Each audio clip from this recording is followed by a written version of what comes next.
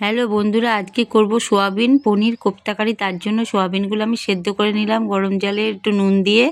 তারপরে ভালো করে ধুয়ে নিলাম, 2-3 বার করে ধুয়ে একটা মিক্সির বাটিতে আমি এটা মিক্স করে পেস্ট করে নেব। পেস্ট করে হয়ে গেছে, দেখো এর মধ্যে একটু আদা, একটু লঙ্কার গুঁড়ো, একটু নুন, একটু চিনি, একটু কর্নফ্লাওয়ার 2-3 চামচ দিলাম ভালো করে। দিয়ে এবার পনিরটা আমি ভেঙে ওর মধ্যে দিয়ে দিলাম, দিয়ে একটু ধনেপাতা কুচি দিয়ে ভালো করে মেখে কোপ্তার আকারে গড়ে নেব। আর একটু ঘি দিন,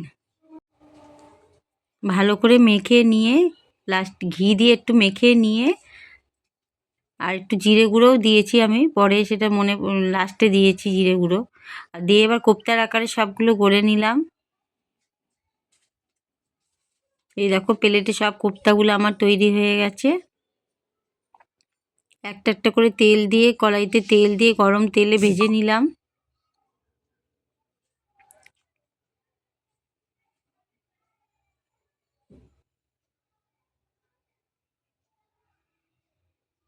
ভাজা হয়ে গেছে কোপ্তাগুলো, সব একটা প্লেটে সবগুলো তুলে নিয়ে, আর এদিকে আমি গুঁড়ো মশলা জিরে গুঁড়ো, লঙ্কা গুঁড়ো, কাশ্মীরি মির্চ লঙ্কা গুঁড়ো আর হলুদ গুঁড়ো আর একটু নুন দিয়ে আমি একটু জল দিয়ে গুলে রাখলাম। কোপ্তাগুলো ভাজা হয়ে গেলে তেলে দারচিনি, এলাচ, লবঙ্গ ফোড়ন দিয়ে দিলাম, আর জিরে, তেজপাতা দিয়ে ফোড়ন হয়ে গেলে আদা বাটা দিয়ে একটু নেড়ে চেড়ে এদিকে টমেটো পেস্ট দিলাম, দিয়ে নেড়ে চেড়ে ভালো করে ওই মশলাটা যেটা গুলে রেখেছিলাম জলে, সেই মশলাটা আমি দিয়ে দিলাম। দিয়ে ভালো করে কষিয়ে নিচ্ছি। নিয়ে আর একটু চালমগজ বাটা আমি দিয়ে দিলাম, চালমগজ বেটে রেখেছিলাম, চালমগজ বাটাটা দিয়ে দিলাম। দিয়ে একটু চিনি দিলাম,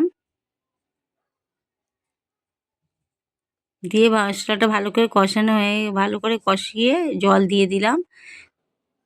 দিয়ে ঝোল ফুটলে এবার কোপ্তাগুলো আমি এক এক করে সব দিয়ে দিচ্ছি।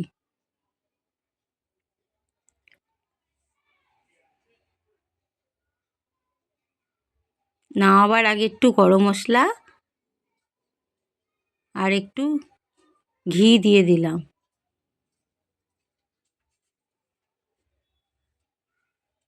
এই হয়ে গেছে আমার কোপ্তা কারি।